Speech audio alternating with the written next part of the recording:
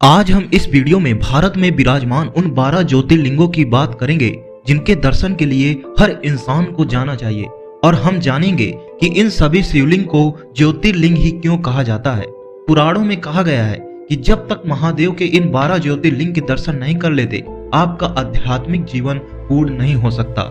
हिंदू मान्यता के अनुसार ज्योतिर्लिंग कोई सामान्य शिवलिंग नहीं है। ऐसा कहा जाता है कि इन सभी 12 जगहों पर भगवान भोलेनाथ स्वयं दर्शन दिए थे। ज्योतिर्लिंग एक संस्कृत का शब्द है जिसका अर्थ है रोशनी का प्रतीक। हिंदू मान्यता के अनुसार इन सभी 12 जगहों पर भगवान शिव जी ज्योति स्वरूप विराजमान है। यही वजह है कि इन सभी 12 मंदिरों के शिवलिंग को ज्योतिर्लिंग कहा जाता है। तो आइए जानते हैं उन सभी 12 ज्योतिर्लिंग के बारे में। तो देश का पहला ज्योतिर्लिंग सोमनाथ ज्योतिर्लिंग है। ये मंदिर गुजरात के सौराष्ट्र में समुद्र के किनारे स्थित है। मान्यता यह है कि सोमनाथ मंदिर के क्षेत्र में चंद्रदेव ने शिव जी को प्रसन्न करने के लिए तप किया था। चंद्रदेव की तपस्या से ही शिव जी प्रसन्न होकर यहाँ प्रकट हुए थे। चंद्रदेव के एक नाम सोम पर ही इस मंदिर का नाम सोमनाथ पड़ा है। देश के दूसरे ज्योतिर्लिंग की बात करें तो वह मल्लिका अर्जुन ज्योतिर्लिंग है, जो कि आंध्र प्रदेश में कृष्णा जिले में कृष्णा नदी के किनारे पर श्रीशैल पर्वत पर बना हुआ है। मान्यता यह है कि मल्लिका अर्जुन ज्योतिर्लिंग एकमात्र ऐसा मंदिर है जहां देवी पार्वती के साथ शिव जी ज्योति रूप में विराजित हैं। देश के तीसरे ज्योतिर्लिंग की बात करें तो वह है महाकालेश्वर ज्योतिर्लिंग, जो कि मध्य प्रदेश के उज्जैन में स्थित है। मान्यता यह है कि एकमात्र दक्षिण मुखी ज्योतिर्लिंग है। रोज सुबह महाकालेश्वर मंदिर में भगवान की भस्म आरती की जाती है। यहाँ पूजा और दर्शन करने से अनजाना भय दूर होता है। देश के चौथे ज्योतिर्लिंग की बात करें तो वह ओमकारेश्वर है। मध्य प्रदेश के इंदौर से करीब 80 किलोमीटर दूर नर्मदा नदी के किनारे एक ऊंची पहाड़ी पर स्थित है। ओमकारेश्वर ज्योतिर्लिंग पहाड़ी के चारों ओर नदी बहने से यहाँ ऊंचाई से देखने पर ओम का आकार बना हुआ दिखाई देता है। मान्यता यह है कि ज्योतिर्लिंग ओमकार यानी ओम का आकार लिए हुए हैं, इसी वजह से इसे ओमकारेश्वर नाम से जाना जाता है। देश के पांचवें ज्योतिर्लिंग की बात करें तो वह केदारनाथ धाम है, जो कि उत्तराखंड के 4 धामों में से एक है। मंदिर करीब 3581 वर्ग मीटर की ऊंचाई पर है। मान्यता यह है कि महाभारत के समय यहाँ शिव जी ने पांडवों को बेल रूप में दर्शन दिए थे। वर्तमान मंदिर आदि गुरु शंकराचार्य ने 8वीं-9वीं सदी में करवाया था। देश के छठे ज्योतिर्लिंग की बात करें तो वह है भीमा शंकर ज्योतिर्लिंग। महाराष्ट्र के पुणे जिले में समहाद्री पर्वत पर स्थित है। भीमा शंकर को मोटेश्वर महादेव के नाम से भी जाना जाता है। मान्यता यह है कि त्रेता युग में रावण के भाई कुंभकर्ण का एक पुत्र था भीमा। जब श्री राम ने कुंभकर्ण और रावण का वध कर दिया तब भीम असुर श्री राम और विष्णु जी से बहुत क्रोधित हुए थे। उसने तप करके ब्रह्मा जी को प्रसन्न किया और वरदान पाकर देवताओं को पराजित करना शुरू कर दिया था।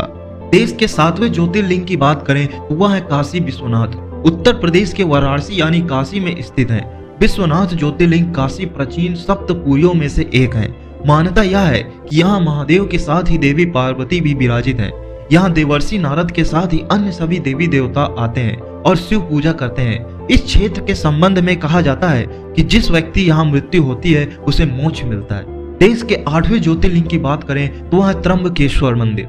महाराष्ट्र के नासिक जिले में स्थित त्र्यंबकेश्वर मंदिर के पास ही ब्रह्मगिरी पर्वत है। इसी पर्वत से गोदावरी नदी शुरू होती है। मान्यता यह है कि यहाँ स्थित शिवलिंग में ब्रह्मा विष्णु और महेश की पूजा की जाती है। इस क्षेत्र में गौतम ऋषि ने शिव जी को प्रसन्न करने के लिए तप किया था। उनकी तपस्या से प्रसन्न होकर शिव जी प्रकट हुए थे। तब से ही शिव जी यहाँ ज्योति स्वरूप में विराजमान है। देश के 9वें ज्योतिर्लिंग की बात करें तो वह है वैद्यनाथ। वैद्यनाथ ज्योतिर्लिंग को लेकर कई मतभेद हैं। महाराष्ट्र स्थित वैद्यनाथ मंदिर और झारखंड स्थित वैद्यनाथ मंदिर को लेकर मतभेद है। झारखंड में देवघर जिले में वैद्यनाथ मंदिर है और महाराष्ट्र में पार्ली स्टेशन के पास ही परली गांव में भी वैद्यनाथ मंदिर है। मान्यता यह है कि रावण शिवलिंग उठाकर लंका ले जा रहा था, तभी रास्ते में उसने गलती से शिवलिंग को नीचे रख दिया। इसके बाद शिवलिंग वहीं स्थापित हो गई और यह देश के 9वें ज्योतिर्लिंग वैद्यनाथ के नाम से जाने जाना लगा। देश के 10वें ज्योतिर्लिंग की बात करें तो वह है नागेश्वर। यह ज्योतिर्लिंग गुजरात के द्वारका में स्थित है।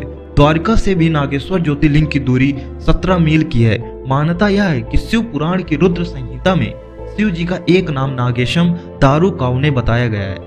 शिव जी नागों के देवता हैं और नागेश्वर का पूर्ण अर्थ नागों का ईश्वर है। ये देश के 11वें ज्योतिर्लिंग की बात करें तो वह रामेश्वरम है। ये ज्योतिर्लिंग तमिलनाडु के रामनाथपुरम में स्थित है। मान्यता यह है कि त्रेता युग में रावण का वध करने के बाद श्री राम लंका से लौट रहे थे। उस समय श्री राम दक्षिण भारत में समुद्र किनारे रुके थे। श्री राम ने समुद्र पर बालू से शिवलिंग बनाया और उसकी पूजा की थी। मान्यता है कि बाद में ये शिवलिंग वज्र के समान हो गया। श्री राम द्वारा बनाए गए शिवलिंग को ही रामेश्वरम कहा जाता है। देश के 12वें ज्योतिर्लिंग की बात करें तो वह गृहस्रेश्वर है। गृहस्रेश्वर महाराष्ट्र के औरंगाबाद के पास दौलताबाद क्षेत्र में स्थित है। इसे गृहस्रेश्वर या घुसमेश्वर के नाम से भी जाना जाता है। मान्यता यह है कि घुसमा शिव जी की पूजा करने लगे। शिव जी उसकी पूजा से प्रसन्न होकर प्रकट हुए और उसे उसका पुत्र जीवित लौटा दिया। घुसमा ने शिव जी से प्रार्थना की थी कि अब से वे यहीं विराजमान रहें। भगवान ने उसकी बात मान ली और यहाँ ज्योति रूप में विराजमान हो गए।